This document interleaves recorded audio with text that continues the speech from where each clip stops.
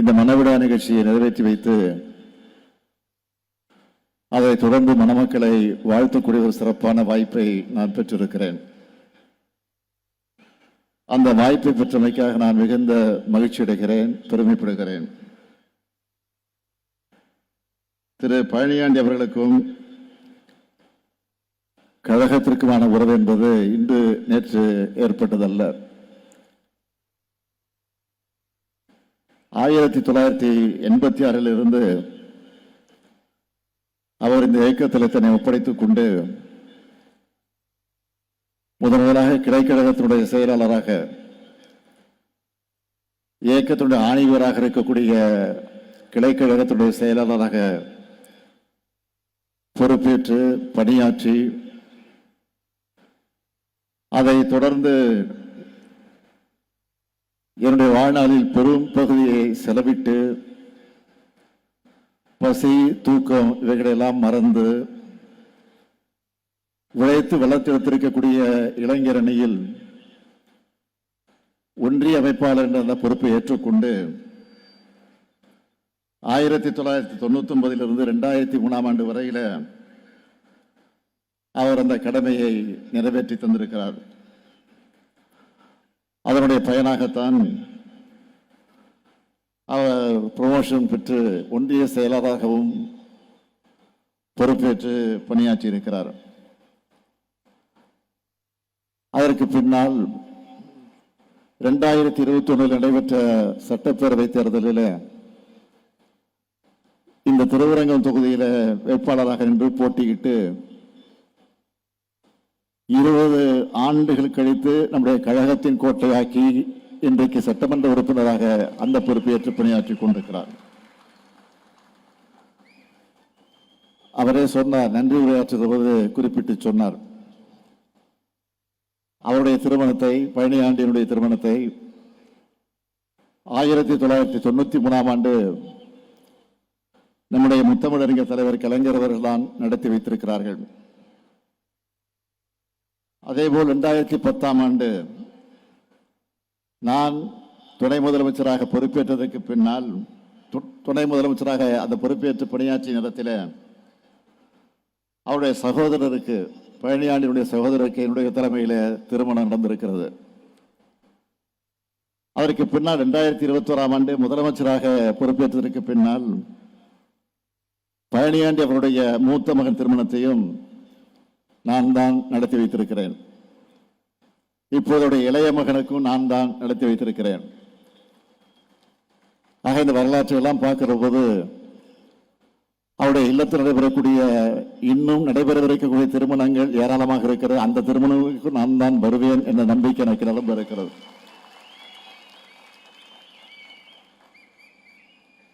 அவருடைய பேரன் பேத்திகளுக்கு கூட நான் தான் திருமணத்தை நடத்தி வைப்பேன் என்ற அந்த நம்பிக்கை எனக்கு வந்திருக்கிறது.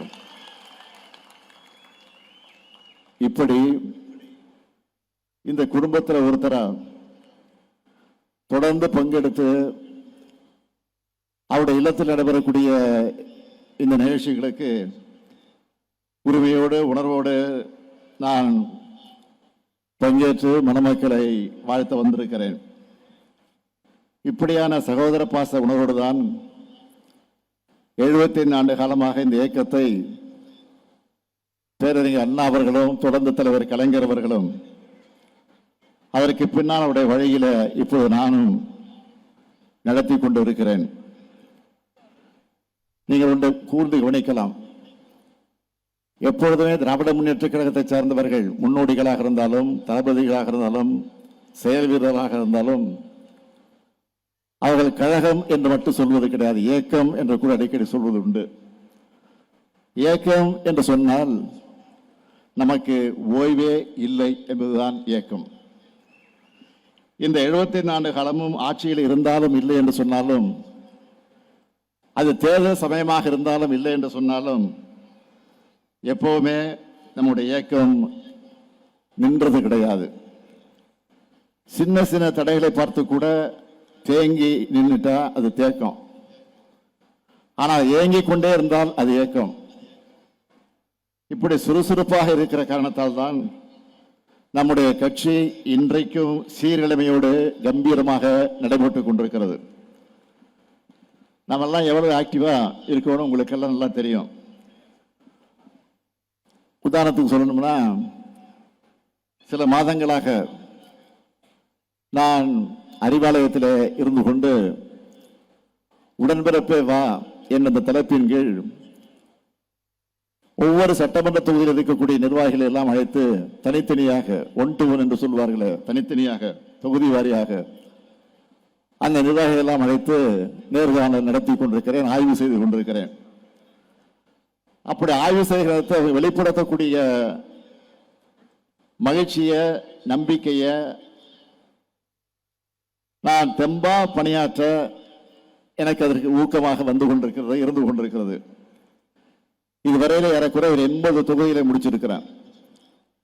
விரைவில் 234 தொகுதியில நான் முடிப்பேன் என்ற நம்பிக்கை எனக்கு, அதை முடித்தே தீருவேன். அது ஒரு பக்கம்.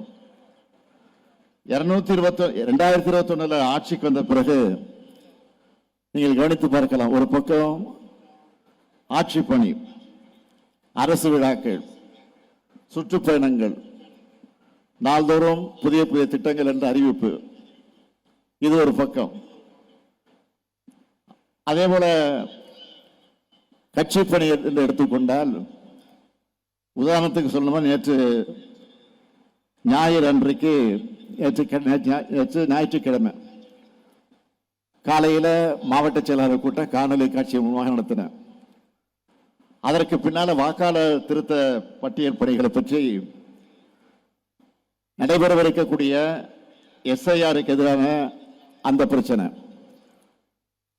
நாளை தினம் நாம் நடத்த இருக்கக்கூடிய கண்டன ஆர்ப்பாட்டம், SIR-ஐ கண்டிச்சு,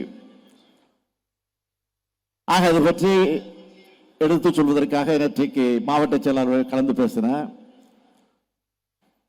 அதை எப்படி நடத்த வேண்டும் என்று நம்முடைய கூட்டணி கட்சி சார்பில் நடத்த இருக்கக்கூடிய அந்த ஆர்ப்பாட்டத்தை சிறப்பாக நடத்திட வேண்டும் என்று அறிவுறுத்தி இருக்கிறேன். அது மட்டும் இல்ல, நேற்றைக்கு நீங்கள் வீடியோ பார்த்திருப்பீங்க, டிவிலாம் பார்த்திருப்பீங்க.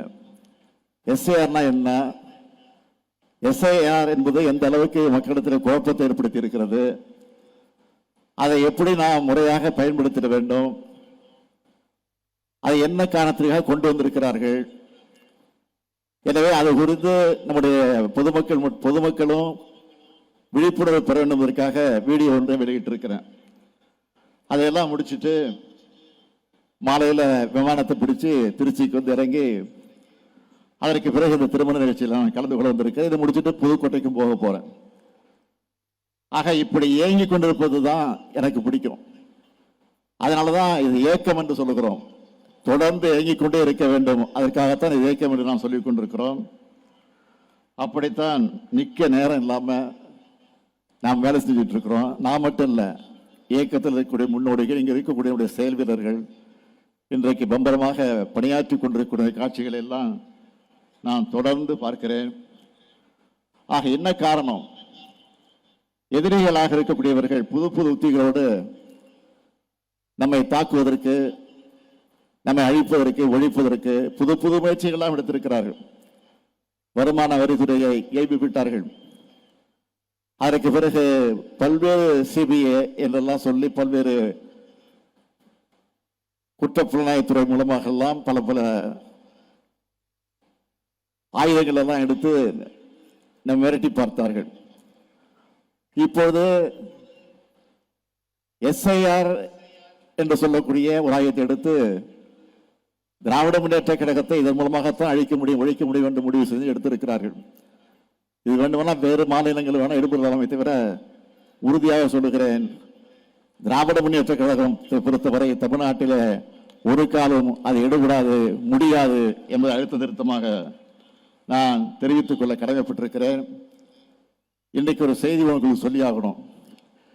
நான் திருச்சிக்கு வந்த உடனே ஒரு செய்தி கிடைச்சது. என்ன செய்தின்னா, இந்த SIR குறித்து நாம் நீதிமன்றத்துக்கு சென்றிருக்கிறோம். விரைவில் வர இருக்கிறது, அந்த பிரச்சனை வர இருக்கிறது. 11ஆம் தேதி நாளை தினம் நாம் நடத்த இருக்கக்கூடிய ஆர்ப்பாட்டம் அன்றைக்கு உச்ச நீதிமன்றத்தில் அந்த பிரச்சனை வர இருக்கிறது.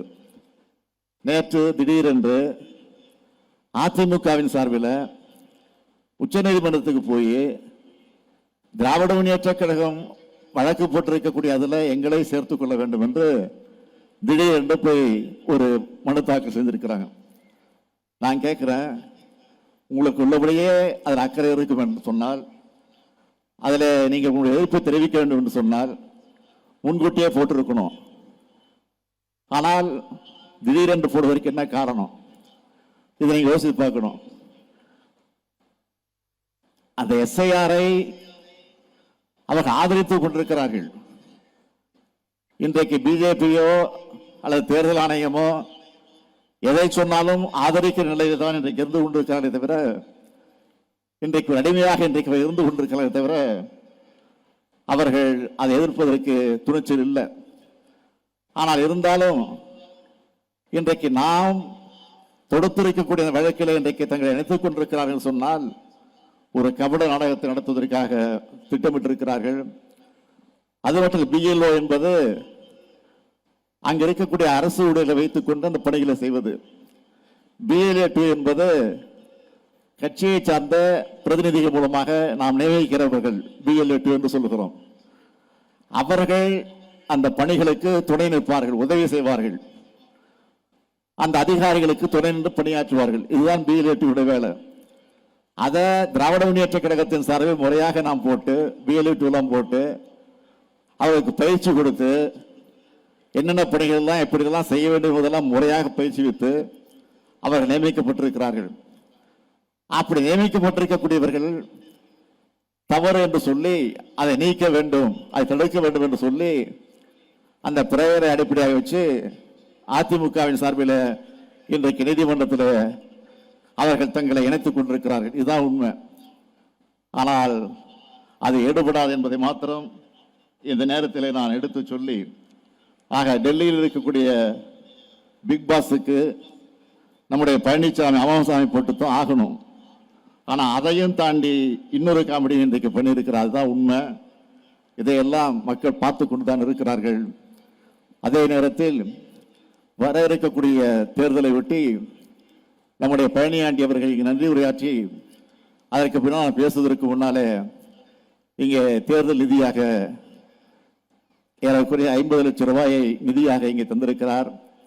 உள்ளபடியே திராவிட முன்னேற்ற கழகத்தின் சார்பில் இது தேர்தல் நிதியாக முதல் அறிவிப்பாக இன்றைக்கு இந்த திருப்பரங்கம் தொகுதியிலிருந்து நம்முடைய பழனியாண்டி அவர்கள் தந்திருக்கிறார். நிச்சயமாக உறுதியாக இது ஒரு பெரிய வெற்றியை தருவதற்கான அறிகுறியாக இது அமைந்திருக்கிறது. ஆக 51 கோடியோடு நிச்சயம் நிற்க மாட்டார். தொடர்ந்து இன்னும் நாம் எதிர்பார்க்கக்கூடிய நிதியை அதிகமாக தருவார் என்ற நம்பிக்கை ரொம்ப உண்டு.